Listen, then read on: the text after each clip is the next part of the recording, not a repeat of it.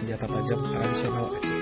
Rencong melengkapi pemakaian pakaian tradisional Aceh saat acara kebudayaan. Biasanya, rencong diselipkan pada sabuk yang menempel di pinggang kaum adat. Rencong sudah ada sejak era kerajaan Aceh. Banyak ahli sejarah menjelaskan bahwa menjadi simbol keberanian masyarakat Aceh, terutama dalam melawan penjajah. Hal ini juga menjadikan sebagai identitas bagi warga Aceh. Tak hanya terpaku pada senjata tajam, rencong memiliki beragam fakta yang menarik dan perlu Anda ketahui. Yuk kita bahas 6 fakta menarik rencong. 1. Mengandung nilai historis kerajaan Aceh di masa lalu. Rencong tak hanya memberikan fungsi sebagai senjata perlindungan diri, dia juga memberikan nilai historikal kerajaan-kerajaan Aceh di masa lalu. Pasalnya, senjata ini sudah digunakan oleh para raja dan bangsawan. Dahulu, rencong selalu terselip di pengikat pinggang para sultan Aceh yang menandakan mereka siap menghadapi segala bahaya yang menghadang. Penggunaannya tercatat juga dalam sebuah hikayat Pocot Muhammad yang ada di abad ke-18. Akan tetapi, beberapa sumber juga menyebutkan bahwa rencong telah digunakan pada abad ke-13, pada masa di mana kerajaan Samudra Pasai berdiri. Ada juga yang menyebutkan rencong dipergunakan pada abad ke-16, pada masa Sultan Alauddin Al-Qohar ketika meminta bantuan kepada Khalifah Turki untuk meminta menyerang Portugis. 2. Sarung dan gagang terbuat dari logam, kayu, atau tanduk hewan.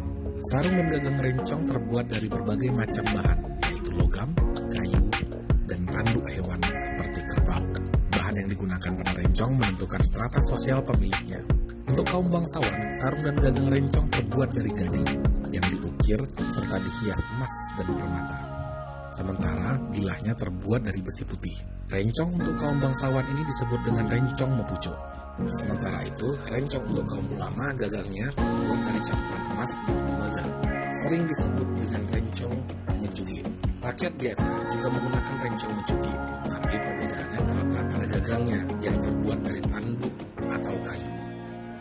3. Desain rencong terinspirasi dari kalimat basmalah. Kemunculan rencong pertama kali karena terinspirasi dari kalimat basmalah yang dilafalkan dengan bismillah. Hal ini tercermin dari bentuk senjata itu sendiri. Gagang rencong berbentuk melengkung dan bagian sikunya menebal yang menyerupai huruf hijaiyah.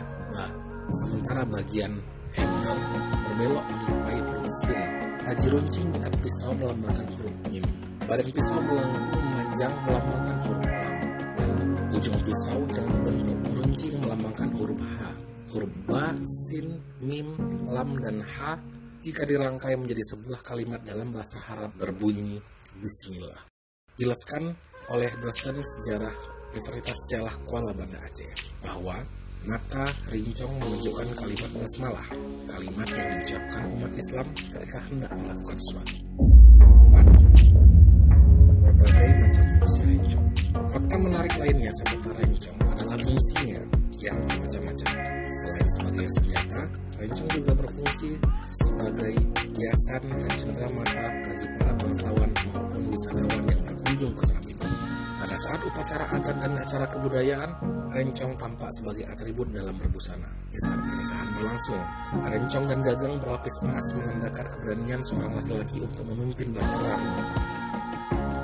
5. Diwariskan turun-menurun. Sekarang, banyak orang begitu mudah mendapatkan rencong yang bisa dibeli ketika berwisata ke Aceh. Namun, ada juga rencong yang diwariskan turun-menurun. Rencong yang diwariskan tidak boleh digunakan secara sembarangan, kecuali saat terdesak. Yang mempermainkannya di hadapan orang lain malah akan menyebabkan malapetaka. Oleh karenanya, pemilik rencong pusaka biasanya memiliki pantangan seperti tidak boleh dikeluarkan dari sarungnya meskipun sedikit saja. 6. Senjata usir penjajah. Selain memburu jin, saat pahlawan Aceh berjuang melawan penjajah, mereka juga mengandalkan rencong.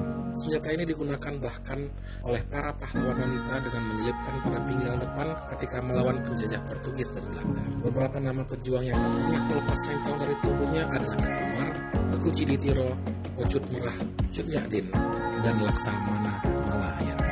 Bahkan, tokoh penjajah Cornelis de Houtman tewas dengan tikaman rencong milik Malahayati yang pemberani.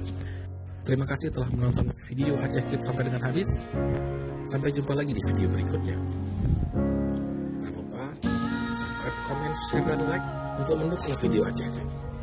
Wassalamualaikum warahmatullahi wabarakatuh.